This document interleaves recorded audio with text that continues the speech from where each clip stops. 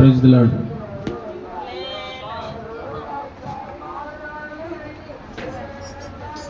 ప్రభువైన యేసుక్రీస్తు నామములో మరొకమారు మీ అందరికీ కూడా వందనాలు తెలియజేస్తా ఉన్నాను.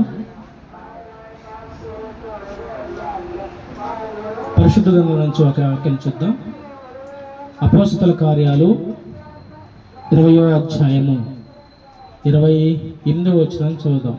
అపోస్తల కార్యాలు 20వ అధ్యాయము 28వ వచనాన్ని చదవగా విందాం. దేవుడు తన స్వరక్తమిచ్చి సంపాదించిన తన సంఘమును కాయుటకును పరిశుద్ధాత్మ మిమ్మల్ని దేని యందు అధ్యక్షులుగా ఉంచును. ఆ యావత్తు మందను గూర్చి మీ మట్టుకు మిమ్మను గూర్చి జాగ్రత్తగా ఉండుడి. చాలా చిన్న మాట ప్రార్థన చేసుకుందాం. మహాపరిశుద్ధుడా, మహోన్నతుడా, సర్వాధికారి, సర్వశక్తిమంతుడా, మీకు వందనాలు, స్తుతులు, స్తోత్రాలు చెల్లిస్తున్నాం రాజా. అయ్యా, గడిచిన కాలమంతా నీ మహాకృపతో ప్రేమతో మమ్మల్ని కాచి కాపాడి క్షమను అనుగ్రహించి ఈ పునరుద్ధానపు పరిశుద్ధమైన దిన నా ప్రభువ నీ సన్నిధిలో సముఖంగా కూడి నా ప్రభువ నీ బిడ్డలందరితో కలిసి ఆరాధన చేసుకోవడానికి మీరు మాకు ఇచ్చిన అవకాశ భాగ్యాలను బట్టి స్తుతులు స్తోత్రాలు చెల్లిస్తున్నాను ప్రభువ. చదవబడిన లేఖన భాగం నుంచి మీరు మాతో మాట్లాడండి. మీరు మాతో మాట్లాడితే నా ప్రభువ మా బలహీనతలు మొత్తం తొలగిపోతాయి. అనారోగ్య పరిస్థితుల నుంచి విడుదల మేము పొందుకుంటాం, సమాధానం మేము పొందుకుంటాం ప్రభువ, నెమ్మది మేము పొందుకుంటాం. నీ సన్నిధిలో సంపూర్ణ సంతోషము కలదు నా తండ్రి. మేము నమ్ముతున్నాం తండ్రి. నీ దాసుని అభిషేకించండి, ఏడంతల అభిషేకంతో మీరు నడిపించండి ప్రభువ. నీ దాసుడు బలహీనుడు, అల్పుడు నా తండ్రి. మీరే మీ దాసుడు చేయబడి నడిపించి బిడ్డలకు తేటగా సూటిగా అర్థమయ్యే రీతిగా బోధించుటకు కృపను సామర్థ్యాన్ని దయచేయమని యేసుక్రీస్తు పరిశుద్ధమైన నామాన ప్రార్థించి అడిగి వేడుకొనుచున్నాం పరమ తండ్రి, ఆమేన్. చూడండి, ఇక్కడ ప్రాముఖ్యంగా అపోస్తల 28 అంటాడు, దేవుడు తన స్వరక్తమిచ్చి సంపాదించిన సంఘమును కాయుటకు ఈ యావత్తు మందనందరి గురించి పరిశుద్ధాత్మ తెలియజేస్తూ మిమ్మల్ని గురించి జాగ్రత్త పడండి అంటాడు. ఇంతకీ సంఘం ఎవరిది? సంఘం ఎవరిది? జాషువాదా, రాజుదా, రాడకేదా, శుభముదా? ఎవరిది కాదు, దేవుడిది. ఎందుకంటే ఒకసారి మొదటి కొరింథీయులకు రాసిన పత్రిక 1వ అధ్యాయము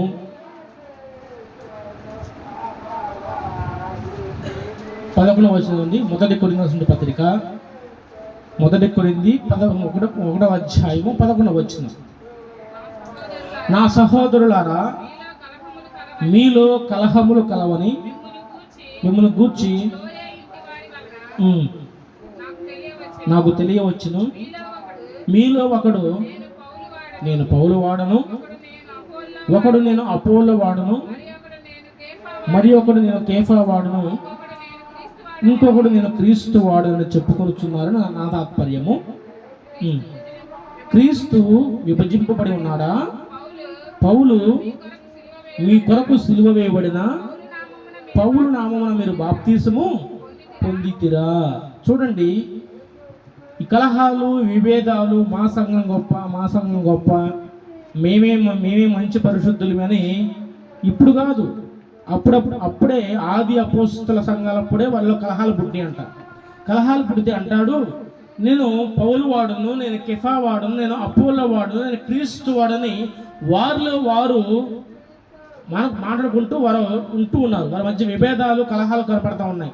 అయితే ఇకంటాడు, మీ కొరకు పౌలుని సిలువ వేశారా, లేదంటే మీరు పౌలు నామమున బాప్తిసం పొందారా అని మాట్లాడుతున్నారు. ఎందుకంటే క్రీస్తు శ్రమపడ్డాడు, క్రీస్తు సమస్త మానవాళి కొరకు తన ప్రాణాన్ని క్రయధనంగా ఇచ్చాడు. క్రీస్తు నామంలోనే, యేసు నామంలోనే బాప్తిసాలు కూడా ఇవ్వడం జరుగుతుంది. అయితే ఈ విభేదాలు ఎందుకు? ఇప్పుడున్న సంఘ పరిస్థితులు అసలు కొంతమంటారు అసలు మా సంఘమే పరలోకం పోయింది అన్నారు. నేను ఈతలో ఉన్నప్పుడు ఒకరు వేరే డినామినేషన్స్ వాళ్ళు వచ్చి మాట్లాడుతున్నారు. వాళ్ళు ఎవరి కాడికి వెళ్ళరు. ఎవరైతే క్రీస్తుని నమ్ముకున్నారో వారి కాడికి వెళ్తారు. అన్నిల కాడికి పొరపాటు కూడా వెళ్ళరు. వాళ్ళు వెళ్ళి మాట్లాడుతూ అయ్యా మనం మనం చివరి అంతిమ దశలో ఉన్నాము, కడవరి దశలో ఉన్నాము, కడవరి కాలంలో మనం ఉంటున్నాము. ఈ కాలంలో చాలా జాగ్రత్తగా మనం బోధ వినాలి. 1,40,000 మంది మాత్రమే పరలోకం చేరతారు, మిగతా వాళ్ళు ఎవరు చేరరు అయ్యా అంది.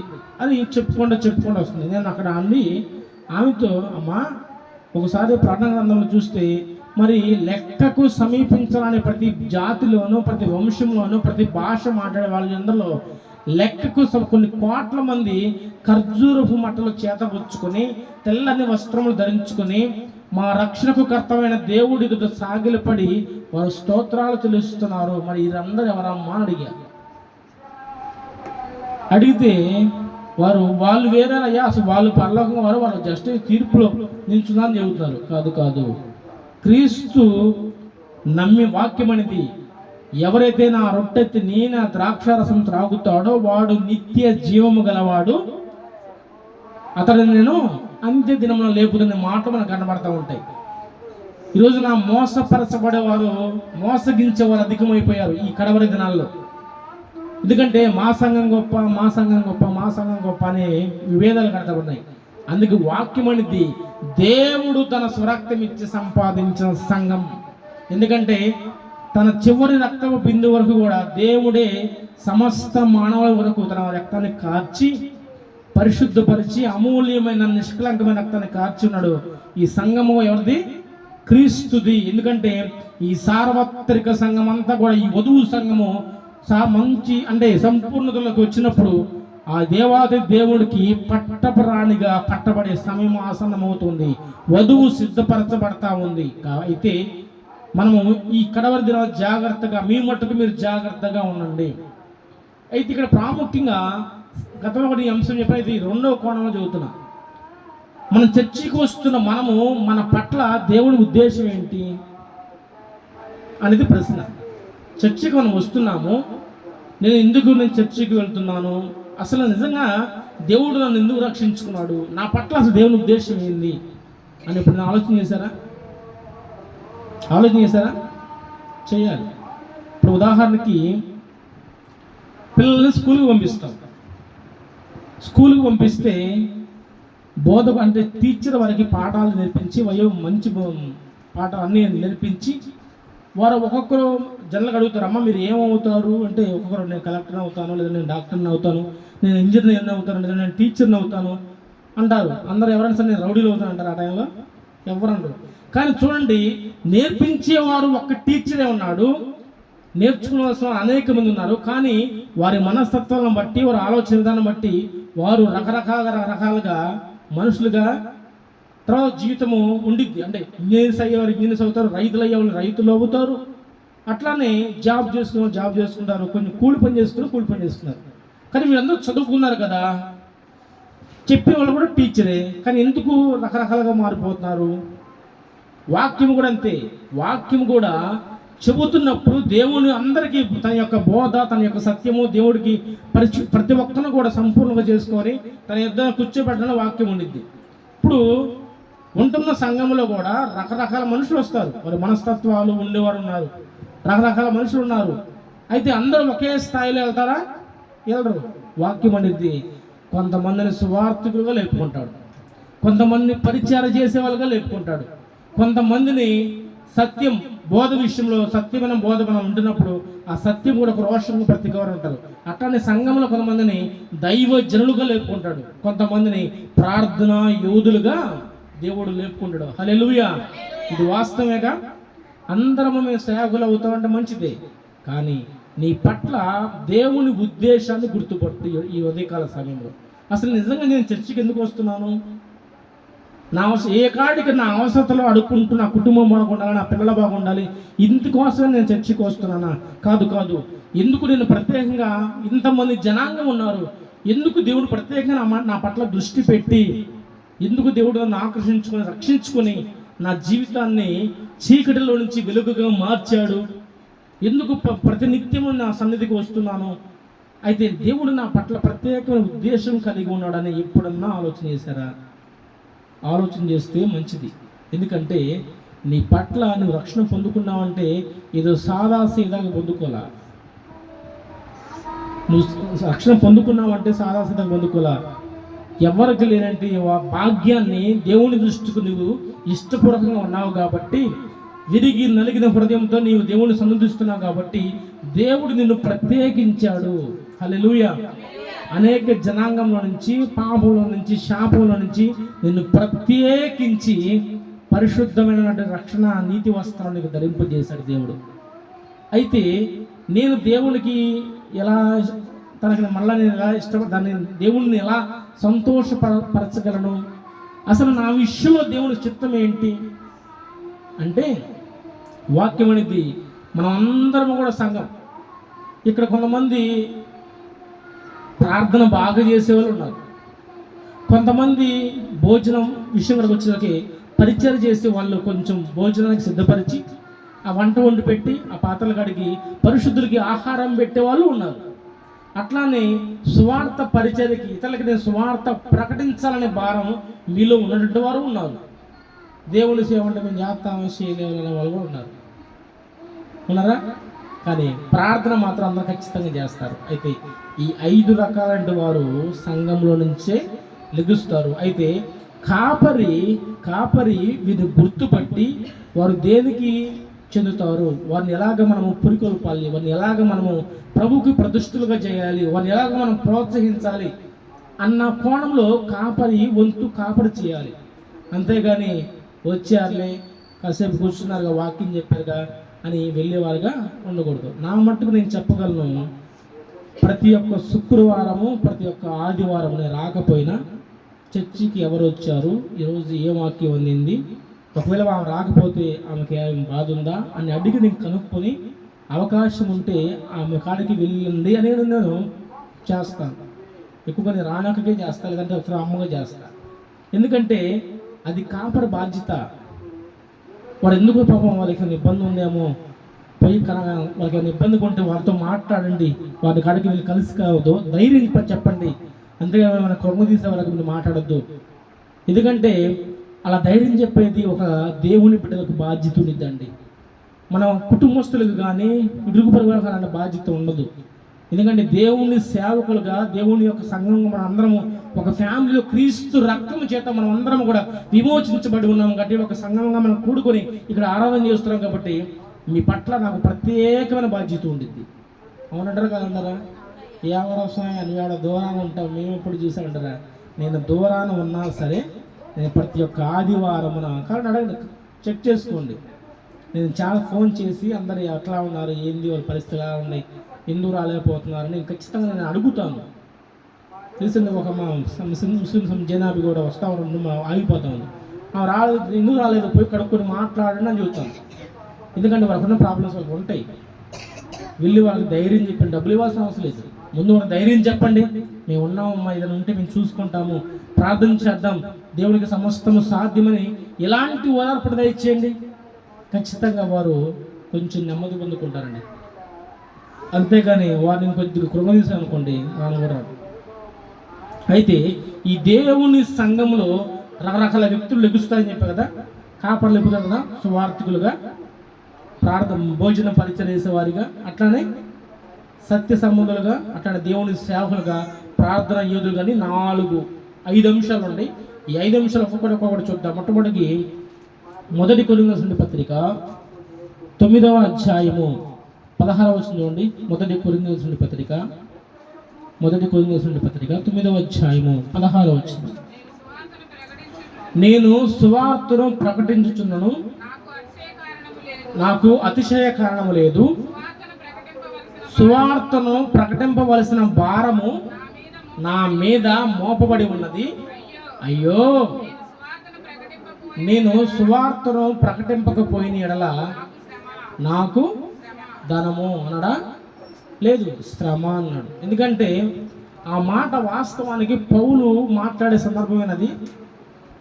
చెప్పండి, పౌలు ఆ మాట మాట్లాడే అవకాశం ఉందా? ఎందుకంటే ఒకప్పుడు హింసకుడు, దూషకుడు, హానికరుడు ఏంటి, అతడు దేవుని ప్రజలను హింసిస్తూ దేవుని ప్రజలకి చంపించాలన్న ఉద్దేశంతో కక్షపూరితమైనటువంటి అలాంటి సౌలు సహితము దేవుడు దర్శించిన తర్వాత పౌలుగా మార్చబడి అతను అంటున్న మాట, సువార్త ప్రకటించవలసిన భారము నా మీద ఉన్నాయా, సువార్త ప్రకటించవలసిన భారము నా మీద ఉంది, ఒకవేళ నిన్ను ప్రకటించకపోతే నాకు శ్రమ కదా. అతను పలికే మాట అది. కానీ దేవుడు ప్రణాళిక, దేవుడి ఉద్దేశము పౌలు పట్ల అలా ఉందండి. ఎందుకంటే దేవుణ్ణి ముఖాముఖిగా దేవుని దర్శనాన్ని చూసిన వ్యక్తి, తను చూసిన వ్యక్తి కాబట్టి పౌలు తర్వాత సత్యాన్ని తెలుసుకుని సత్యవంతుడైన దేవుణ్ణి ప్రకటించడానికి ఇష్టపడ్డాడు. సువార్త ప్రకటించవలసిన భారము నా మీద ఉంది. ఈరోజు మనం అనుకునవచ్చు, సువార్త నేనేం చెబుతానులే, నా వల్ల ఏమైంది, అది పాస్టర్ గారు వంతు, ఉంటే వాళ్ళు చెప్పుకుంటారు, లేదా మనకెందుకు, మన ప్రశాంతంగా తిన్నాం కాసేపు చెట్ల కింద కూర్చొని గిల్లకాయలు ఏంటిది గిల్లకాయలు ఎంతసేపు చెబుతారు. నేను చూస్తాను, చిత్రుగా నవ్వద్దు, నేను చదువుతున్నాను, సీరియస్గా చదువుతున్నాను. మీరు కూర్చునే సమయాన్ని వృధాగా పోగొట్టుకుంటున్నారు. 9 గంటలకు కూర్చొని 5 గంటలాగా లేకుండా కూర్చుంటారుగా, కూర్చుంటారు లేదా ఎప్పుడైంది కూర్చుంటారు.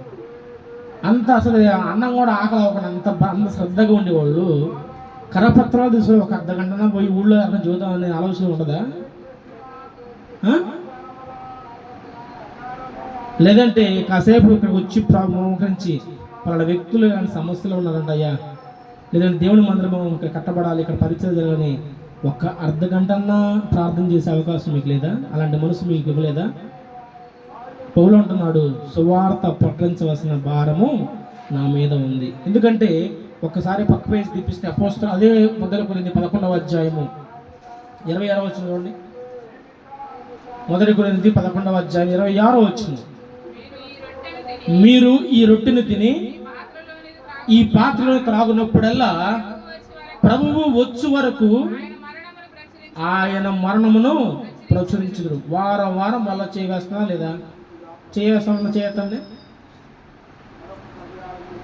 ఏంటిది మరి, వారం వారం బలలో చేరేస్తున్నాం. ఈ మాట క్రీస్తును నమ్మి వెంబడిస్తున్న ప్రతి ఒక్కరికి ఈ మాట.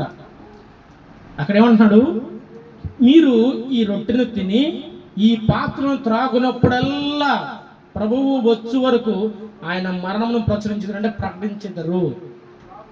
మనం ఏం చేస్తాం? ఈ మాట నిజంగా చెప్తున్నాను, మనం ఎంత ప్రయాసపడుతున్నా, ఎంత ఉన్నా సంఘ బాధ్యతలు గుర్తెరక్క, సంఘము ఇతరులకి ప్రకటించకపోతే, దైవజనుడు ఎంత కష్టపడుతున్నా ఎక్కడ వేసిన పునాది అక్కడే ఉండిద్దండి, ఎక్కడ వేసిన బొమ్మది అక్కడే ఉన్నట్టుగా ఆడే ఉండిద్ది. శాలేమన్నటి నుంచి నేను సేవల సదస్సుకు పోయినప్పుడు నా మాట, నేను మహా అయితే ఒక 100 మందికే వ్యక్తిగతంగా నా యొక్క అతనితో నేను మాట్లాడి సత్యాన్ని కలిసిన సువార్తని చెప్పి ఆత్మని గెలుచుకొని బాప్తిసం ఇచ్చాను ఒక 100 మందికి. కానీ ఈ రోజున ఇంత వేల మంది కూర్చున్నారంటే ఇంతమందికి నేను ప్రకటించలేదు. నా బిడ్డలు వెళ్ళే వారిని బిడ్డలు నేను నేర్పుకున్నాను, వారికి బాధ్యత అప్పగించాను.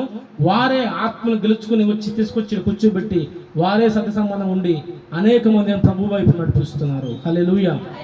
ఈరోజు మనం మేమేం చేస్తాం అయ్యా, మా వల్ల అయిద్దా అంటే దానికి చూతారు. రీసెంట్గా ఒక వీడియో రిలీజ్ అయింది. ఒక ఆవిడ ట్రాఫిక్ ఆగి ఉంది. ఆ ట్రాఫిక్ ఆగినప్పుడు సత్యదర్శనం బుక్స్ ముసావిడ నాకు తెలిసి ఒక 60 ఏళ్ళు ఉంటాయి. ఆమె రక్షించబడి ఖచ్చితంగా రక్షించబడి ఉంటే ఆ పని చేసింది, రక్షించబడి ఉంది. సత్యదర్శనం బుక్స్ తీసుకొని ఆ ట్రాఫిక్ ఆగేటప్పుడు వాహనాలను ఆగిపోతాయిగా, అప్పుడు వాళ్ళ కాడికి వెళ్ళి ఒక్కొక్క కరపత్రిక ఇచ్చుకుంటూ వస్తే, అంటే కొంతమంది ఏంటంటే ఈ ట్రాఫిక్ అప్పుడు ఇతను పుస్తకాలు ఇస్తే మళ్ళీ డబ్బుల కోసం అడుగుతున్నారు ఏమనుకుంటారు. అప్పుడు ఒక అతను అడిగాడు, నీకేమైనా డబ్బులు కావాలమ్మంటే నాకు డబ్బులు వద్దయ్యా, ఆ బుక్ చదువుకొని ఆ బుక్ మీకోసం చదువుకోండి అని చెప్పింది. 60 ఏళ్ల ముసలావిడకి అంత భారం ఉంటే మనకెంత ఉండాలండి?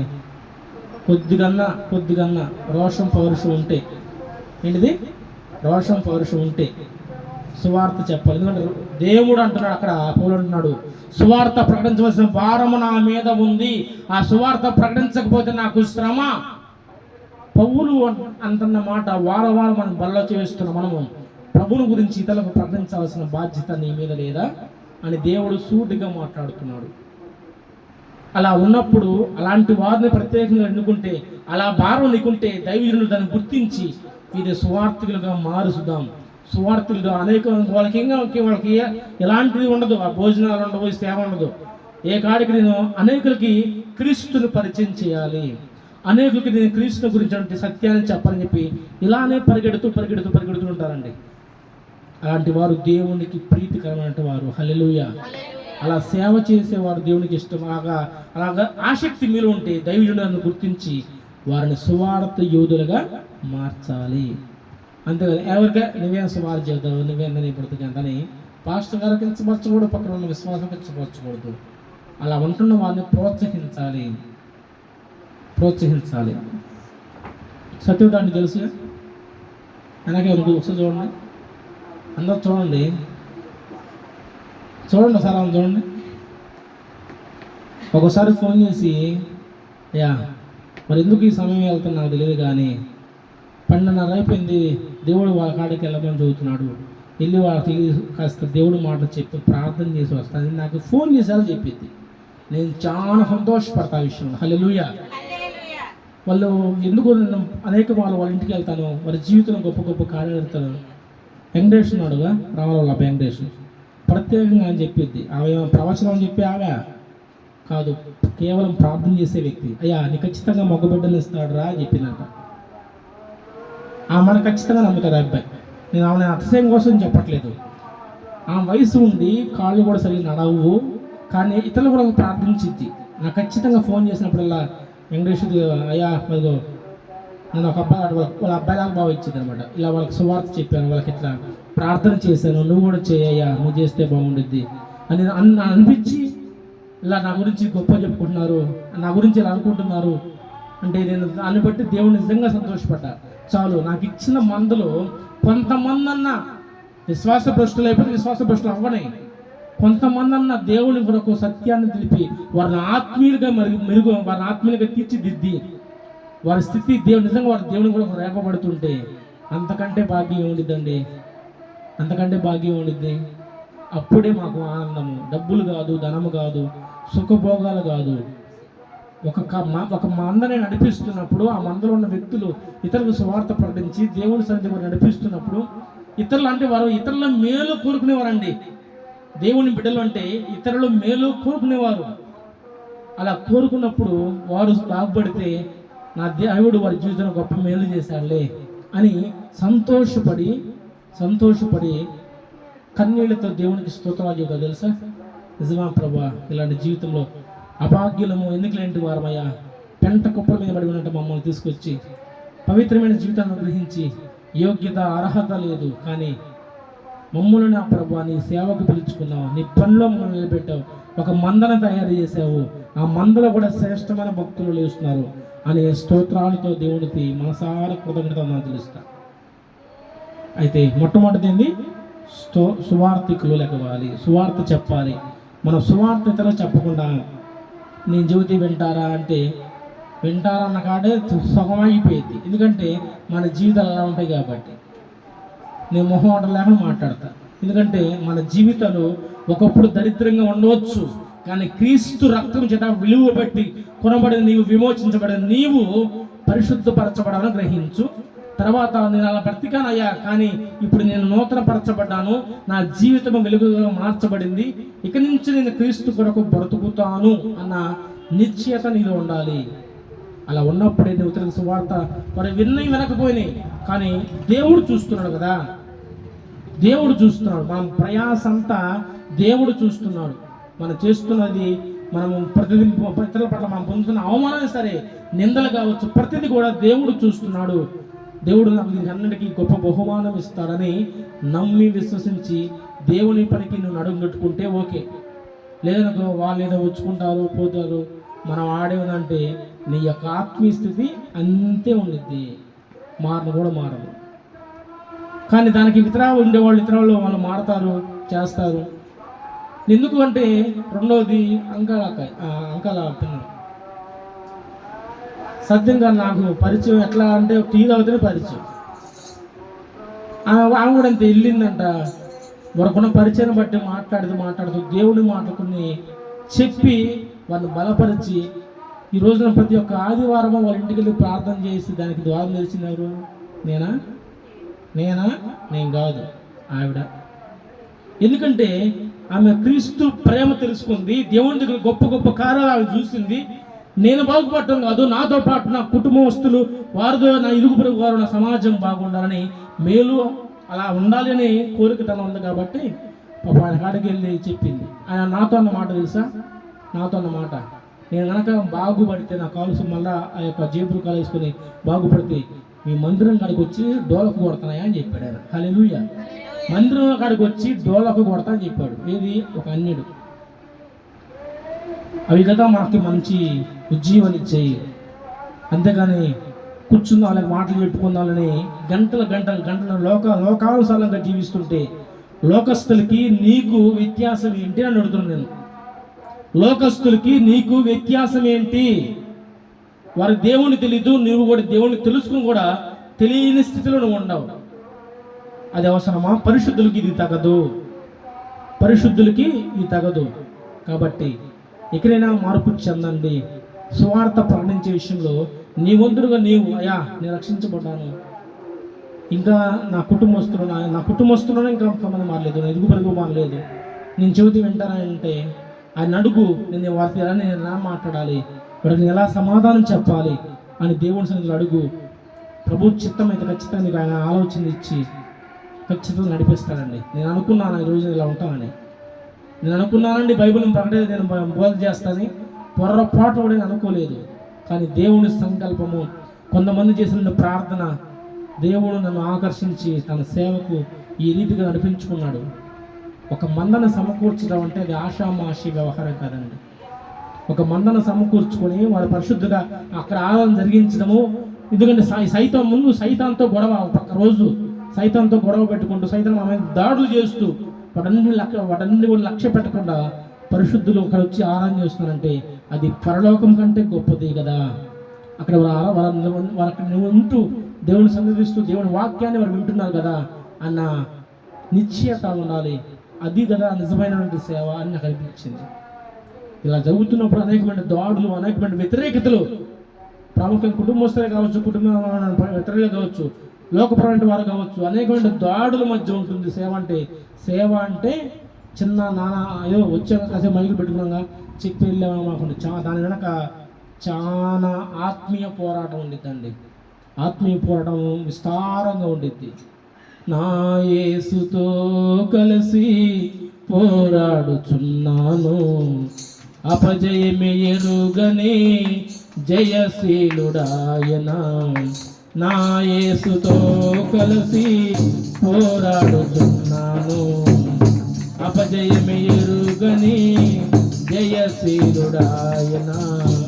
నా యేసు కొరకే సమర్పించుకున్నాను, నా యేసు కొరకే సమర్పించుకున్నాను. ఆగిపోను నేను, సాగిపోతున్నాను, ఆగిపోను నేను, సాగిపోతున్నాను. పోరాటం, ఆత్మీయ పోరాటం. హల్లెలూయా. మొట్టమొదటి మాట, సువార్త విషయంలో మనం భారం కలిగి ఉండాలి. ఇది ప్రకటించకపోతే నీకే శ్రమ అంటున్నాడు. ఎందుకంటే ఆ మాట రేపు చనిపోయి ఆడ నిత్యత్వానికి వెళ్ళినప్పుడు దేవుడు లెక్క అడుగుతాడు. నిన్ను ప్రత్యేకంగా రక్షించుకొని నీ పట్ల కొంత ఉద్దేశం కలిగి ఉన్నావు, నువ్వు ఎవరికైనా సువార్త చెప్పావు అంటే దేవుడు అడిగాడు అనుకోండి, ఏం చెప్తారు? నాకంటే మీ సమాధానం చెప్పట్లేదు అనుకోండి, దేవుడు అడుగుతాడు, నా కొరకు నువ్వు ఏం చేసావంటే ఏం చెబుతా చెప్పండి? ప్రభువా నీ కొరకు నేనైతే ఒక 5-6 కూర్చోబెట్టుకుని ప్రభువా ముచ్చట్లు చెప్పాను, ఆడుకున్నాం ప్రభువా అని చెబుతావా? అలా ఉండదండి. ఎందుకంటే ఇది నా అనుభవపూర్వకం చెబుతున్నాను. ఒకరి మొహాలు తర్వాత చూసుకోవచ్చు, నాకెళ్ళి చూడండి. ఒకరి మొహాలు ఒకరి తర్వాత చూసుకుని అయిపోయినా నాకెళ్ళి చూడండి. ఒక రోజున ఇట్లానే చెన్నైలో జాబ్కి వెళ్ళొచ్చి బైబిల్ చదివితే అలవాటు ఉంది. బైబిల్ చదువుకుంటా కూర్చున్నాం. దేవుడు నాతో హృదయాంతరం గురించి మాట్లాడుతున్నాడు. ఎన్నికలేంటి, నిన్ను నేను ఎన్నుకున్నాను రా. ఎవరికి అసాధ్యం, ఏ నరుడికి కూడా అసాధ్యమైన కార్యాలు నీ పట్ల నేను కన్నులారా చూపించాను. నీకు ఉద్యోగాన్ని ఇచ్చాను, బిడ్డలను ఇచ్చాను, ఒక కుటుంబ వ్యవస్థని ఏర్పరిచాను. నా కొరకు నువ్వు ఏం చేస్తున్నావు అన్నాడండి. హల్లెలూయా. మీరు నమ్మండి, నమ్మకపోండి, నాకు సంబంధం లేదు. నా దేవుడు నాతో మాట్లాడమాట నేను చెబుతున్నాను కన్నీటితో. నా కొరకు నువ్వు ఏం చేస్తున్నావు అన్నాడు. అంతే. ఇంకా బైబిల్ అంతా తడిసిపోతూ ఉంది. నేనేం చేస్తానయ్యా, నేను బలహీనుడను. నేను మనిషిగా నా ప్రయత్నంగా నేను వెళ్తే అది స్థిరంగా ఉండదయ్యా. నేను బలహీనను ఒప్పుకుంటాను. నీ వల్ల నేను ఏం చేయాలి, నా చెయ్యి పట్టుకు నడిపించు. తెనాలకు పోయిన పిల్లలు తండ్రి తన కుమారుడు చేపట్టుకుని పోతే బాగానే ఉండిద్ది. అట్లానే కుమారుడు కనుక తండ్రి చేపట్టుకుంటే పోయినప్పుడు అట్లా అంటారు ఎవరొకళ్ళు. కుమారుడు అటు పోతాడు, తండ్రి ఇటు పోతాడు. తర్వాత మహిళలు అనౌన్స్మెంట్ చేయాలి, పలానా జాషువా తగ్గిపోయాడు అని అనౌన్స్మెంట్ చేయాలి. అట్లానే నా చెయ్యిని పట్టుకుని నడిపించయ్యా, అది స్థిరంగా ఉండిద్ది. దాన్ని ఇంకెవ్వడు కూడా దాన్ని ఆపలేడు. నువ్వు పిలిచినప్పుడు, నువ్వు పరిపూర్ణంగా జరిగించినప్పుడు జరిగించయ్యా అని ఆయనతో మొరబెట్టుకుంటే ఇప్పుడు అది క్రియారూపంగా కనబడతా ఉంది మనం చేస్తున్న ప్రతి ఒక్క పని. ఎందుకంటే ప్రభువునందు పడిన ప్రయాస వ్యర్థము కాదు. మరలా చదువుతున్నమాట, ప్రభువునందు పడిన ప్రయాస కానీ నీవు పెట్టిన ఒక్క రూపాయి కూడా ప్రభువు తీసుకొని అన్యాయస్తుడు కాడు. ప్రతి ఒక్క రూపాయి కూడా నీకు విలువ పెట్టి దాని యొక్క విలువ నీకు చూపిస్తాడు. ఆయన ఎందు నువ్వు కనుక ప్రయాస పడితే ఖచ్చితంగా దానికి అది విలువైంది ఉండదు, కానీ వ్యర్థంగా మాత్రం ఉండదు. లోకపరంగా ఎన్నెన్నో మనం చేస్తూ ఉంటాం. నేను ఎప్పుడు కూడా నా జీవితంలో ఇతరులకు సహాయం చేసే విషయంలో ఎప్పుడు ఒక మాట అనుకుంటా, ఆ రూపాయి నాకు తిరిగి వచ్చి ఇద్దరు ఆధారం అది పక్కన పెడితే. ఉదాహరణ హాస్పిటల్కి పోయాం, ఓపీ ఫీజు ఎంత, డాక్టర్ చూడాలంటే ఓపీ రాత్రికి ఎంత, గుంటూరులో అయితే 500, చివరి 300. నీకు ఎలాంటి రోగం, ఏదో తలనొప్పో బలనొప్పో ఏదో జ్వరం పోయాం, టెస్టులు మొత్తం చేస్తారు. ఒక 5,000 వేసాడు అనుకో, టెస్టులో ఏమీ లేదు, బిల్లో 2,000 రాస్తాము. 2 రోజులు ఆటోమేటిక్గా తగ్గిద్ది. ఆ డబ్బులు నిజంగా ఖర్చు పెట్టినట్ట, లేదంటే బూడిలో పోసిన పన్నీర్లో ఖర్చు పెట్టినట్ట? హాస్పిటల్కి అయితే మనం 1,00,000 ఖర్చు పెడతాం, కానీ దేవుడు తలుచుకుని ఎంతసేపు అండి. నేను ఇప్పుడు సహాయం చేసే విషయంలో నిజంగా ఒక హాస్పిటల్కి పోతే నాలో ఎలాంటి రోగం లేదు, కానీ ఒక 10,000 రూపాయలు నీకు అనవసరంగా ఖర్చు పెడితే అది ఊరక బూడిదలో పోసిన పన్నీరే కదయ్యా. అదే సహాయం చేస్తే ఆ కుటుంబం ముందు కొంచెం తెప్పరలు కొడితే మరలా వాళ్ళకి కొంచెం ఓత వచ్చినప్పుడు అన్నట్లు సహాయం చేశారని చెప్పి వాళ్ళు మళ్ళీ కృతజ్ఞతలు నా డబ్బులు వేసుకొచ్చి నాకు ఇస్తారు అన్న నిశ్చిత మనకు ఉండిద్ది. అనవసరంగా వేరే వాడి ఖర్చు పెడితే ఏ రోగం లేదు, కానీ డాక్టర్ గారు 10,000 రూపాయలు తీసుకుని అన్ని టెస్ట్ చేసి నీకు ఏ రోగం లేదా వెళ్ళిపోమ్మా అన్నాడు. ఎలా ఉండిద్ది మనకి? కాబట్టి నేను అదే అంటున్నాను, లోకపరంగా 1 రూపాయి కాదు, అదే రూపాయి ప్రభువు కొరకు ఖర్చు పెట్టు. నిజంగా నాకు ఆ పెద్ద ఆవిడని చూసినప్పుడు, వీడియోలు చూసినప్పుడు చాలా ఆనందం వేసింది. అదే పక్కలో నేను కూడా బాధపడ్డాను. ఎందుకంటే ఒక 60 ఏళ్ల ముసలి ఆవిడ ఆ ఎండలో పడి అందరికాడికి వెళ్ళి సువార్త కరపత్రాలు పంచుకుంటూ పోతుంటే ఆ ప్రయాసంగా అర్థమైందంటే, ఒక్కరుగా 10 మందికి ఇచ్చిన ఒక్కరన్నా చదివిదాన్ని సత్యం తెలుసుకొని సత్యం వైపు దేవుని వైపు మల్లుకోరా, అలా మల్లుకుంటూ చాలండి. ఆమె ఇంకా ధన్యురాలే. రెండవ మాట చెప్తాను, అపోస్తల కార్యాలు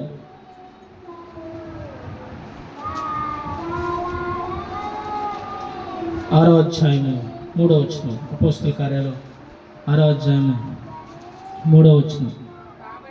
కాబట్టి సహోదరులారా, ఆత్మతోనూ జ్ఞానముతోనూ నిండుకొని మంచి పేరు పొందిన 7 మనుషులను మీలో ఏర్పరచుకొని మేము వారిని ఈ పనికి నియమించము. ఇక్కడ రాయబడే సందర్భం ఏంటంటే, చూస్తే కొంతమంది అపోస్తులు తొలి దినాల్లో సేవ విస్తరిస్తున్నప్పుడు కొంతమంది విధవరాండ్రులను చిన్న చూపు చూస్తున్నారని ఆహారం పంచిపెట్టే విషయంలో వారు కొద్దిగా సనుక్కుంటూ వాళ్ళ మధ్య విభేదాలు. మాకు అంతేగా, లోపల కూడా సామెత ఉంది, కొట్లాడుకొని వెనకెళ్ళరా, తినడానికి మాత్రం ముందు వెళ్ళరా అంటారు. కొంతమంది విధవరాండ్రులు చిన్న చూపు చూస్తున్నారని, ఈ యొక్క ఆహారం మంచి విషయంలో వారిని ఏదో అంటున్నారని అప్పుడు అపోస్తులు ఉండి, మేము ఇది పంచిపెట్టే యుక్తము కాదు, మేము ప్రార్థన ద్వారా కానీ వాక్యం ద్వారా నిలకడగా మేము ఉండాలనుకుంటున్నాము. అయితే ఈ పని కొరకు ఆత్మతోనూ జ్ఞానముతోనూ నిండినటువంటి మంచి పేరు పొందినటువంటి ఒక 7 మీలో ఏర్పరచుకోండి, వారిని మేము అభిషేకించి ఈ పని కొరకు వారిని నియమిస్తాము. సంఘంలో కూడా ఎవరైతే దేవుని పరిచర్య చేయాలనుకుంటారో వారిని ఎలా ఎన్నుకోవాలంటే మంచి పేరు, అట్లానే మంచి సాక్ష్యము, దేవుని గురించి జ్ఞానం కలిగి ఉంటే వారిని పరిచారకులుగా నియమించాలి. ఇది రెండో మాట, పరిచారకులది. దేవుని సంఘంలో కొంతమందికి అలాంటి భారం ఉంది, నేను పరిచయం చేస్తానయ్యా, నేను సువార్త ప్రకటించలేను, నాకు వల్ల కాదు, ఇది ఇక్కడ ఉండి కొంచెం పరిశుద్ధులకి ఆహారం వండి పెట్టి అది తింటే ఇక్కడ ఉంటే నాకు ఆ ఫలం చాలని కొంతమంది అనుకుంటారు. ఆ వారి విషయం చెబుతున్నాడు. దేవుడి సంఘంలో ఇట్లా పరిచయం చేశారని వారు ఉంటే వారు ఎలా ఉండాలంటే, వారు దేవుని ఆత్మతో నింపబడిన వారే, మంచి సాక్ష్యము కలిగిన వారే ఉండాలి. ఉదాహరణ నేనే ఉన్నాను, నాలో మంచి సాక్ష్యం లేదు, పరిచయం నిలబెట్టాడు, వాడిని ఎందుకు నిలబెట్టాడు, అసలు వాడు మంచోడే కాదమ్మా, వాడిని ఎందుకు నిలిచిపెట్టారు, సంఘ బాధ్యత మొత్తం వాడికి అప్పగించారు అని కొనుక్కోరా. అదే మంచి సాక్ష్యం కలిగి ఉంటే దైవజనుడు చెప్పిన ప్రతి ఒక్క మాటని తీసుకుని పరిచర్య చేస్తూ, ఎందుకంటే పరిచర్య అనగానే మనలో మనకి ఉదాహరణకి మీరు ఇస్తున్న కానుకలే ఉన్నాయనుకోండి, అవి ముందు ప్రాముఖ్యంగా, అందుకే మలాకి గ్రంథం అంటాడు, నా ఆహారము, నా యొక్క మందిరములో ఆహారము నిమిత్తము మీలో కొంతమంది 10వ వంతులు దొంగిలిస్తున్నారు. ఎందుకంటే దేవుని మందిరంలో ఆహారం ఉండాలి. ఈ రోజున కొన్ని పెద్ద మందిరాల్లో ఆహారం ఎప్పుడు నిత్యము సమృద్ధిగా పెడుతున్నారంటే ఎలా కారణము? ముందు దేవుని బిడ్డలు ఇస్తే దాన్నే వినియోగించి లేని వారికి, విధవరాండ్రులకు, అనాథ బిడ్డలకు ప్రోత్సహిస్తూ, సంఘంలో కూడా ఎవరైనా కొంచెం ఇబ్బంది పడుతుంటే వారికి ఆహారం లేకపోతే వారిని మరలా పురికొల్పుకొని వారికి తోడ్పాటు అందించి మరలా వారికి ఉన్నప్పుడు తీసుకొచ్చి ఇచ్చే విధంగా ఉండాలి. ఇది పరిచారకులు చేసేటువంటి విధానం. ఉదాహరణకు ఒక వ్యక్తి నిలబెడితే ఇవన్నీ గమనిస్తూ భోజనం కావచ్చు, లేదంటే ఈ మందిర పరిచయం కావచ్చు, లేదంటే సేవకుల పరిచయం కావచ్చు, ఏదైనా ఒక పని అప్పగిస్తే ఆ పనిలో నమ్మకత్వంగా ఉండాలి. అందుకే వాక్యం పడింది, ఆత్మతోనూ జ్ఞానముతోనూ మంచి పేరు పొందినటువంటి వారిని పరిచయాలుగా ఎంచుకోవాలి. అంతేగాని నా కాడ చాలా ధనమైన పరిచయం నిలబెట్టు అంటే నిలబెట్టరు. దేవుడికి ముందు నీవు సేవ చేస్తున్నావు అంటే సనుగుతూ గురుగుతూ ఉండకూడదండి. ఇది నేను ఇష్టపూర్వకంగా నా దేవునికి నేను సేవ చేస్తున్నాను, నా మనసారా నా బిడ్డలను నేను చేస్తున్నాను, ఈ దేవుడికే చేస్తున్నాను, అంతేగాని నేను మనుషులను సంతోషపెట్టే వారుగా ఉండకూడదని వాక్యం సెలవిస్తూ ఉంది. రెండో మాట, పరిచారకులు చేసే విషయంలో వారికి అలాంటి సంఘంలో ఇలాంటి కనుక ఆసక్తి మీలో ఉంటే, అలా ఉంటే వారిని గుర్తుపట్టి, దైవుల సేవలు గుర్తుపట్టి వారికి ఆ బాధ్యతలు అప్పగించాలి. అన్ని బాధ్యతలు 5 వేసి కూర్చుంటే సంఘ విశ్వాసులు సోమరులు అవుతారు. ఇదే అన్ని పనులు ఆయనే చేసుకుంటాడు, మేము చేస్తాంగా, మాకు కూడా ఉందగా, మేము కూడా చేస్తామంటే మంచిది, కానీ అన్ని పనులు కాపర చేయలేడు అన్నాడు. అపోస్తులు, మేము ఆహారము పంచిపెట్టే యుక్తము కాదని మీలో మంచి పేరు పొందిన ఒక 7 ఎంచుకొని రండి, వారిని మేము అభిషేకించి పంపిస్తామని అపోస్తులు చెప్పిన విధానం పరిచర్య విషయంలో. అలా పరిచర్య ముందుకు కొనసాగాలంటే ఆ పరిచర్య చేసే వాళ్ళు కూడా న్యాయంగాను, యథార్థంగాను, కపటము లేనటువంటి బుద్ధితో ఉండాలి. అంతేగాని ఆ పరిచర్య చేసే విషయంలో ఒకరి పట్ల ఒక రకంగా, ఒకరి పట్ల ఒక రకంగా ఉండకూడదు. ఎందుకంటే మంచి మనస్సాక్షి కలిగి ఉండాలి, సత్యం కలిగి ఉండాలి, మళ్ళా దేవుని ఆత్మ జ్ఞానం కలిగిన వారు ఉంటే అలా ఉన్నప్పుడే పరిచర్యకు వారికి దేవుడు ఇష్టకరంగా జీవిస్తారు.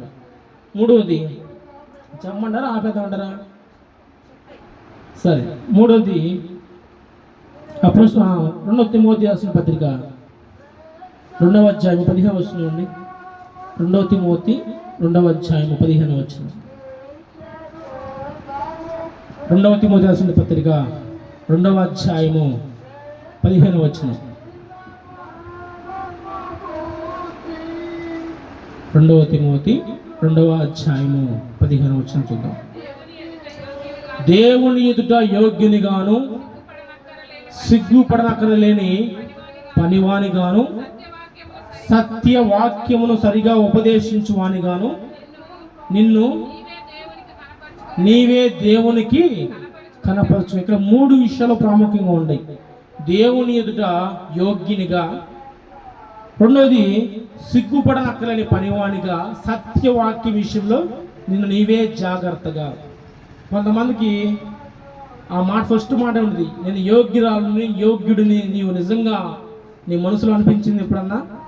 నేను ముందు మనుషుల ఎదుట కాదు, నిజంగా నేను దేవుని ఎదుట పరిశుద్ధంగా జీవిస్తున్నాను, దేవునికి యోగ్యంగా నేను బ్రతుకుతున్నాను అనుకోవాలి. రెండవది, మనం చేసే పని విషయంలో కొంతమంది ఏ సిగ్గో ఊరికి మావాడు చూస్తారు, నవ్వుతారు, నేను ఇది పని చేస్తానంటే, నేను సువార్తలు చెబుతానంటే, నేను దేవుని గురించి చెబుతానంటే. కొంతమంది బైబుల్ తీసుకుని పోతున్నా కూడా యథార్థంగా వాళ్ళు నిదానంగా తీసుకుని రారు, సంఘలో పెట్టుకుని దాన్ని దాచుకొని వస్తారు. ఎందుకంటే వారిని చూసి సిగ్గుపడతారు కొంతమంది. కానీ వాక్యం అనేది సిగ్గుపడాల్సిన లేదు. మనం సత్యదేవుడిని అనుసరిస్తున్నాం, సత్యాన్ని ప్రేమిస్తూ సత్యదేవుడిని మనం కలిగి ఉన్నాం కాబట్టి ఆ సత్య విషయంలో మనం ఎవరి విషయంలో సిగ్గుపడకూడదండి. మూడవదిగా సత్యవాక్యం పట్ల, వాక్యం అందరూ చెబుతారు, మనం అంటాం ఇటు పడితే అటు గాలికి పోయే కొట్టుకుపోయే పుట్టుకలు ఉండకూడదు. ఏది సత్యమో ఏది అసత్యమో మనం గ్రహించుకునే మనసు మనకు ఉండాలి. ఇప్పుడు నేను చెబుతున్నాను, 2 మాటలు చెబుతున్నాను, ఇందులో సత్యం అనేది మీకు ఎలా తెలిసింది? వాక్యాన్ని మనం ప్రతిరోజు చదువుతుంటే, ఉపదేశాలు వింటూ ఉంటే అది సత్యబోధ అన్నట్టు మనకు అర్థమయ్యేదండి. ఒకవేళ సత్యమే నీకు బయలుపరచగా, సత్యవాక్యం పట్ల రోషం లేకపోతే అనుకోండి, ఏది పడితే నమ్ముతాము. అలాగనే వారు కూడా సంఘంలో కూడా నడిపించబడతా ఉంటాయి. అలా కాదు, సత్య విషయంలో అంటే దేవుడు ఇట్లాంటి సంఘంలో కూడా కొంతమంది సత్య అన్వేషకులు ఉంటారు, సత్యం ఒక రోషం ఉన్నప్పుడే ఎవరు ఉంటారు. కాబట్టి వాటి విషయంలో వాక్యాన్ని సత్యంగా బోధిస్తున్నారు లేదా, సత్యం పట్ల వారికి ఆసక్తి ఉన్నా లేదా అని మొట్టమొదటిగా వారు గ్రహించుకోవాలా. అట్లా రోషంతో ఉన్నట్లు వారిని అన్న, ఇదిగో ఈ బోధ ఇలా తప్పు కదా, వారు ఇలా ప్రకటిస్తున్నారు, ఈ వాక్యం ఏమని సెలవిస్తుంది, వాక్యాన్ని అందుకని వాక్యమే మనకు ప్రామాణికం. వాక్యమే మనకు ప్రామాణికం కాబట్టి వాక్యం ఇలా ఉంది కదన్నా, మరి ఇలా బోధిస్తున్నారని రోషంతో మనము సత్యవాక్యం పట్ల శ్రద్ధ కలిగి ఉండాలి. నాలుగవది చూద్దాం. అపోస్తల కార్యాలు 13వ అధ్యాయము. అపోస్తల కార్యాలు 13వ అధ్యాయము. అపోస్తల కార్యాలు 13వ అధ్యాయం 1 నుంచి చదవండి అమ్మా. 1 నుంచి 4 వచనాలు.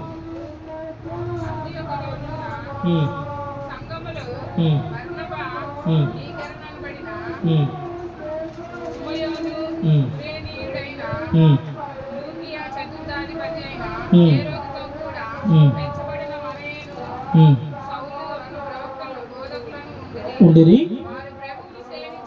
వారు ప్రభువును సేవించుచు ఉపవాసము చేయుచుండగా పరిశుద్ధాత్మ నేను బర్నబాను సౌలును పిలిచిన పని కొరకు వారిని నాకు ప్రత్యేకపరచుడని వారితో చెప్పిన. హల్లెలూయా. చూడండి, ఇట్లనే సంఘము, ఇక్కడ దేవుని సంఘం కాబట్టి ఇలాంటి సంఘాల్లో యవనస్తులు కావచ్చు, దేవుని కొరకు కొంతమంది బ్రతకాలని ఆసక్తి ఉంటారు. దేవుడు అన్నాడు, నా పని కొరకు వారిని ప్రత్యేకపరచండి.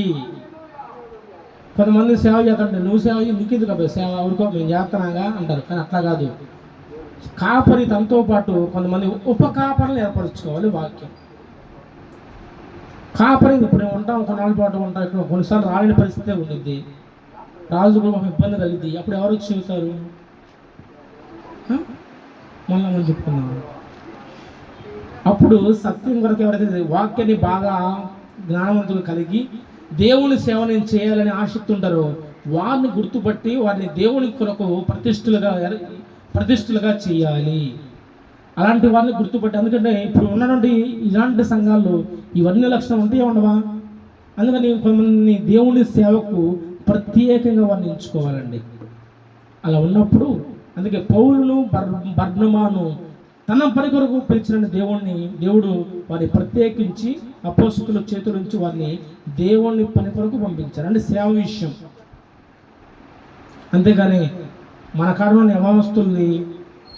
యవనస్తుల్ని ఎన్నాళ్ళు తిప్పుకున్న ఆ తబా కొట్టు, ఆడవుల కొట్టు, రాకాడే ఉండంటే అది కాదు. నీ పట్ల ప్రత్యేకమైన ప్రణాళిక నీ పట్ల ఉండిద్ది. దేవుడు నీ ద్వారా వరకు నీ ఆత్మను సంపాదించాలి దేవుడు ఇష్టపడతాడు. నువ్వు కూడా పోయి సేవ చేయని వారిని ప్రోత్సహించాలి. పురికొల్పాలి. యేసన్న గారు 10 సంవత్సరాలు ఒకే మందిరంలో ఉండి సేవ పరిచయం చేసి ఆ దైవజనుడు అంట, దేవుడు నీ పట్ల ప్రత్యేకమైన ప్రణాళిక ఉంది, ఇది కాదు యేసన్న నీ పరిచర్య, ఇది కాదు నీది, ఎందుకో దేవుడు ప్రత్యేకంగా నీ మీద ఒక దృష్టి ఉంది, నీ పట్ల వేరే ఉద్దేశం ఉంది, అది గుర్తుపట్టు అని పంపించేస్తే వచ్చి లేమల అక్కడికి వచ్చి సేవ చేశారు. అంతే. పరిచారకుడు ఉంటే ఎన్నాళ్ళన్నా ఆ పరిచారకుడుగా అంతే ఉండిపోతాడు. కానీ వారిని సేవకులుగా గుర్తించి అలాంటి వారికి తర్ఫీదిచ్చి అభిషేకించి దేవుడి కొరకు పంపించే వారిగా మనం ఉండాలి తప్ప నా కాడే ఉండు అని వారిని ఏ కాడికి అనగదొక్కే విషయంలో ఉండకూడదండి. ఖచ్చితంగా అలాంటి యవనస్తులకు నేను దేవుడి సేవ చేస్తానంటే వారి ముందు ప్రోత్సహించి వారిని దేవుడి కొరకు పని కొరకు ప్రత్యేకంగా వేరుపరచాలన్నమాట. అలా వేరుపరిస్తే ఖచ్చితంగా దేవుడి విషయంలో సంతోషపడతాడు. లాస్ట్ ఒక మాట చెప్పి ముగిస్తాను. ఫిలిప్పీయులకు రాసిన పత్రిక 4వ అధ్యాయము, 4వ అధ్యాయం 6వ వచనం చూడండి.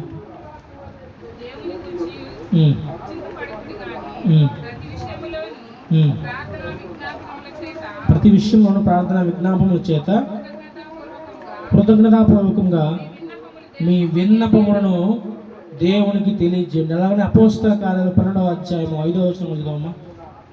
అపోస్తల కార్యాలు 12వ అధ్యాయము 5వ వచనం.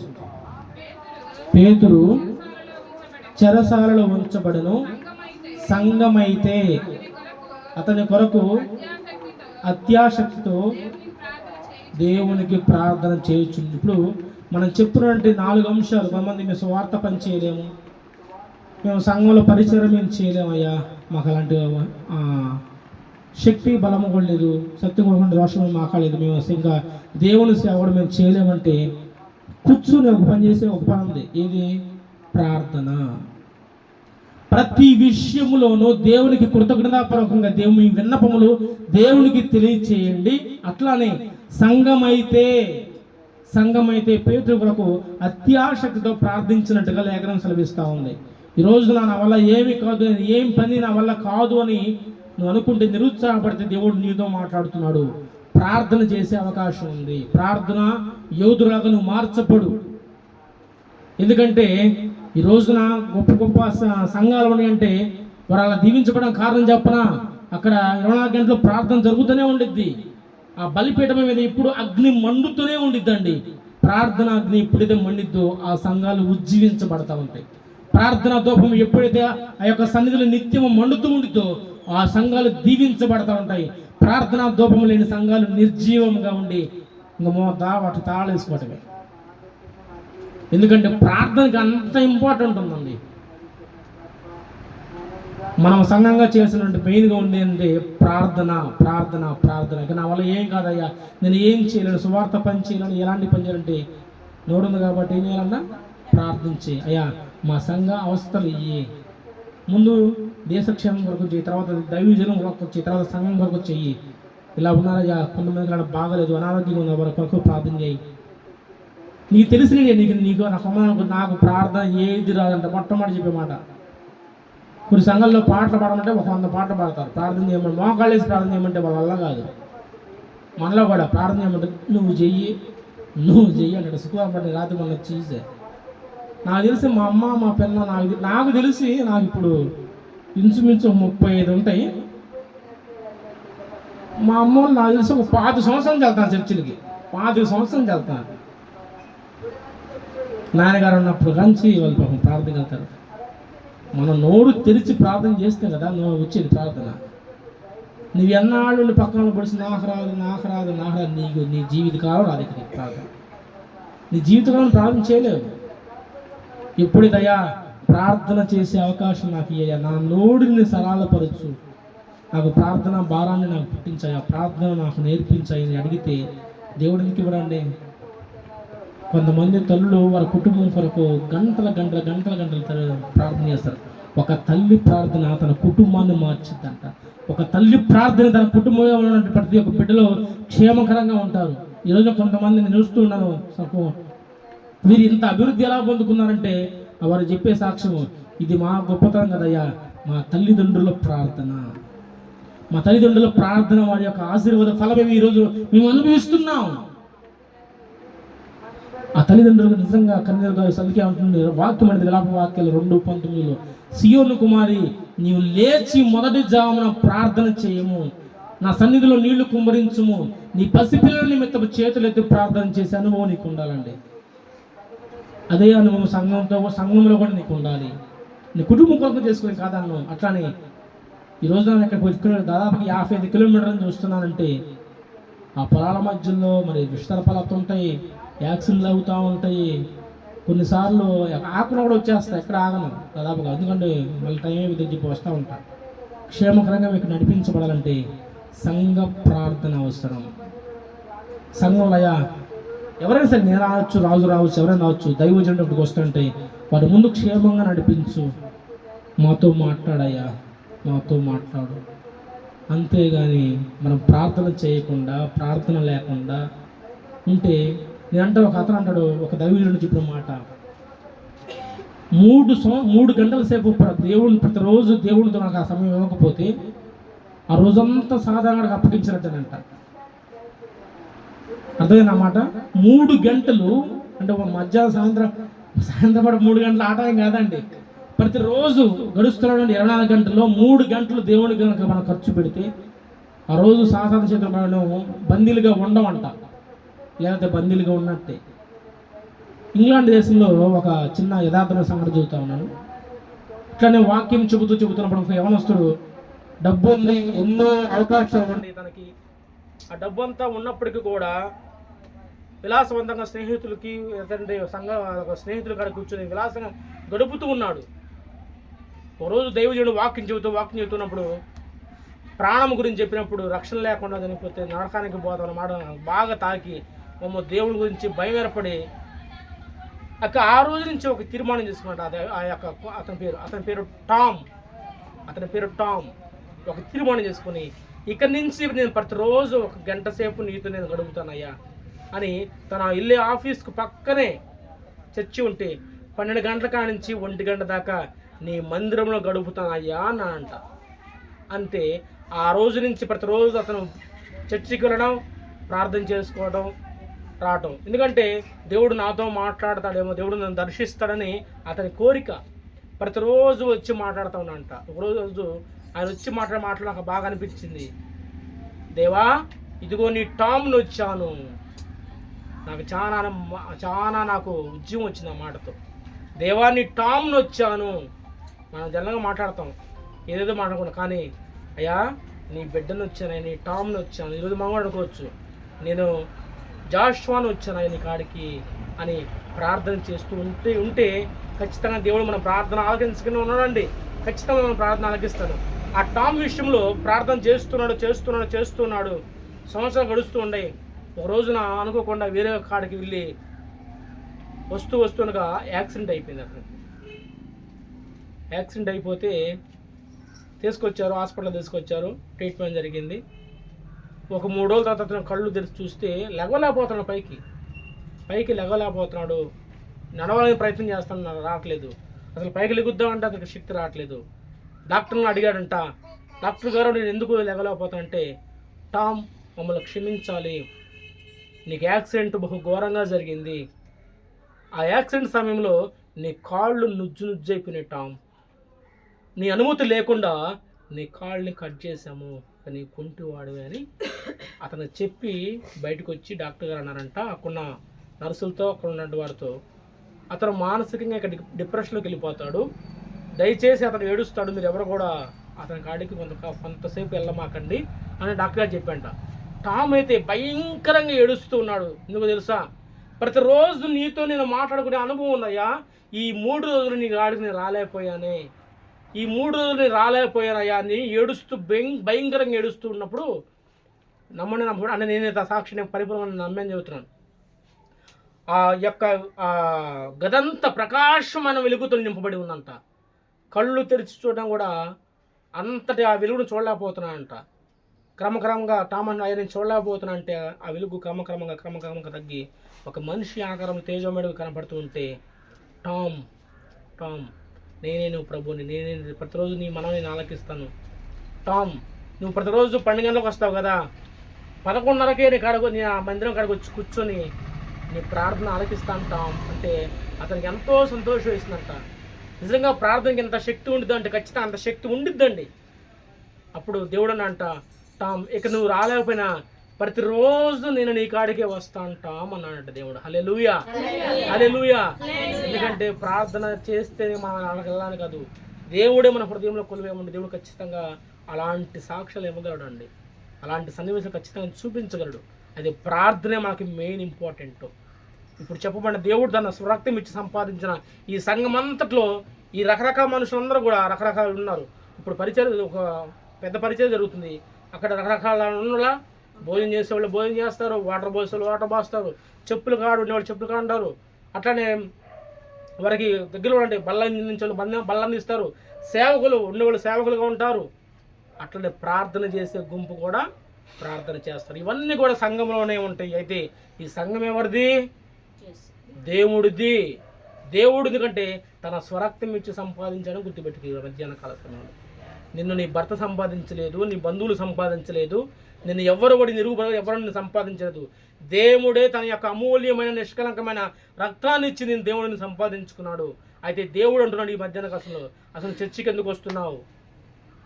నేను నిన్ను ప్రత్యేకంగా ఏర్పరచుకోవాలనుకుంటున్నావు, నీవు నా కొరకు ఏమి చేయగలుగుతావు అని ప్రశ్న వేసుకొని మిమ్మల్ని సరి చేసుకోండి. మీరు గిలగలాడుకుంటారో గెచ్చగలాడుకుంటానికి మీ ఇష్టం. ఒకటి మాత్రం చెబుతా, ఈ చర్చి సరౌండింగ్స్లో మాత్రం ఆడవద్దు. కావాలంటే బయట బజార్లో ఆడుకోండి, అటు పక్క ఎక్కడ పోయి ఆడుకోండి. ఇక్కడ ఉన్నటువంటి మందిరం కాబట్టి మందిరానికి ప్రత్యేకమైన పరిశుద్ధమైన స్థలం ఉంది కాబట్టి ఆ స్థలం కాడ మాత్రం దాని సరౌండింగ్స్లో మాత్రం దయచేసి మీరు ఆడవద్దు. ఓకేనా? మీరు ఆడుకోవాలంటే దూరంగా పోయి ఆడుకోండి, నేను దానికి ఎలాంటి అబ్జెక్షన్ చెప్పను. ఆడే ముందు నీ ఆత్మ పరిశీలన చేస్తాను అనుకో, నేను దేవునికి కొరకు ప్రతిష్ఠను కదా, ఇది నాకు తగదు కదా, నేను ఏర్పరచుకున్న వాడిని కదా, ఏర్పరచుకున్నాను కదా అనే కృతజ్ఞతని ఇచ్చేత నీకుంటే వాటిని విడిచిపెట్టాయి. ఇక్కడి నుంచి మళ్ళా చెబుతాను, సండే స్కూల్ మీరు ప్రారంభించండి. మీరే వెళ్ళి మీరు ప్రయత్నం చేయండి, మీరు వెళ్ళి కష్టపడండి. కష్టపడకుండా ఎవరో రారు. బిడ్డల ముందు మీ బిడ్డలు మీరు ప్రోత్సహించుకోండి. ఎవరు రాలేదంటారా, ఇక్కడ మోకరించి ప్రార్థన చేయండి. అయ్యా ఎవరు రావట్లేదు అయ్యా, మరి మా అమ్మ అయితే ఇట్లా పిలుచుకున్నారు, ఇట్లా పరిచర్య చేయాలని ప్రోత్సహించారు, బిడ్డలను నీవే ప్రేరేపించాలని చెప్పి ఒక 15 నిమిషాలు మీరు ఇక్కడ ప్రార్థన చేసి వెళ్ళండి. తర్వాత మీ పనులకు మీరు వెళ్ళిపోండి. ఎవరు రాకపోతే అట్లానే సంఘానికి కూడా ఇంకొక బాధ్యత అప్పగిస్తున్నాను. దేవుని మందిరము కట్టబట్టం ప్రభు చిత్తం అయితే మీరు ప్రతిరోజు ఇక్కడి నుంచి సాయంత్రం 7 గంటలకు ప్రతిరోజు సాయంత్రం 7 గంటలకు ఇక్కడికి వచ్చి ప్రార్థన చేసి ఒక సమూహంగా ప్రార్థన చేసి వెళ్ళండి. అట్లా మేము ప్రార్థనకి పురుకొల్పుగా మేము చేస్తామయ్యా, మేము సువార్త చేయలేము, లేదంటే సేవకులు ఇంకా మేము వయసు అయిపోయి మేము సేవకు కూడా రాలేము, ఇంక ఎలాంటి పనులు మామూలుగా ఒక అంశం ఉంది, ప్రార్థన ఉంది. ఆ ప్రార్థన ఆయుధాన్ని ఉంచుకొని ఇక్కడి నుంచి సాతాన్ని మీరు విజయాన్ని కొలగొట్టుకుంటూ మీలోని మీరు రాత్రి ఉన్నారు, ఎవరో బంధువులే ధనమ్మ వాళ్ళ అమ్మాయికి బాగాలేదు, అది డెలివరీ చెప్పారు, అందరం ప్రార్థన చేయాలా? అట్లాంటి మీకు తెలిసిన అంశాలు ఏమైనా ఉంటే ప్రార్థన చేయండి. వాటితో పాటు ప్రతిరోజు సంఘంలోని ప్రతి ఒక్క బిడ్డలందరూ కొరకు ప్రార్థన చేయండి. సంఘం క్షేమంగా ఉండిద్ది. ప్రార్థన లేకుండా, సువార్త భారం మీరు లేకుండా, సంఘ బాధ్యతలు మీరు లేకుండా అనుకుంటే మీరు ఎక్కడ వేసిన గొంగలు అంతే ఉంటారండి. నేను ఇది మిమ్మల్ని హెచ్చరించడానికి చెప్పట్లా, దేవుని ఆత్మ ప్రేరేపణతో వాక్యాన్ని చూపించి మీతో నేను మాట్లాడుతున్నాను. మీ ఆత్మ పరిశీలన చేసుకోండి. ఉదాహరణకి నేనున్నాను, మన ఇక్కడ ఆడుకుంటామని పేకాడ ఆడుతూ ఉన్నాను, పోయి పెద్ద మంది కాడ పోయి పేకాడ ఆడుతుంటే వాళ్ళు ఒప్పుకుంటారా? మరి ఎదగ పిలుస్తారు, రాయా లోపల కొంచెం నీతో పండుగ రాయా అంటారు. లోపల కలిపేసారు, ఏం చేస్తారు? ముందు మర్యాద చెబుతారు. ఎందుకంటే అది మనకు ఏర్పరిచే విధానం. ఎందుకంటే నిన్ను అనేకులు గమనిస్తారండి. నువ్వు ప్రార్థనకు వెళ్తున్నావు, నీ యొక్క వేషాలు, నీ క్రియ అన్నీ గమనించి వీళ్ళేని అమ్మాయిలు ప్రార్థనకు ప్రత్యేకించబడి అంటారు అని వాళ్ళు నీతోనే చేతులు ఆడతారు. నువ్వు ఇంకేం చేస్తా? నీవు ఇంక రోషం ఎలా ఉండిద్ది? కాబట్టి మీకు ప్రేమతో నేను ఎవరిని కూడా ఏం అంటలేదు. దయచేసి ఈ ప్రాంగణం ముందు మాత్రం ఎవరో ఇలాంటి ఆటలాడమాకండి. ఓకేనా? ప్రార్థన మాత్రం చేసుకోండి. ఒకవేళ మీరు ఆడుకోవాలి, మేము కంటిన్యూ చేసుకున్నామంటే మీ ఇళ్ళల్లో ప్రశాంతంగా గీసుకుని ఆడుకోండి. ఓకేనా? సరే, దేవుడి కొద్దిపాట్లు దీవించును కాక. ప్రార్థన చేసుకున్నాం.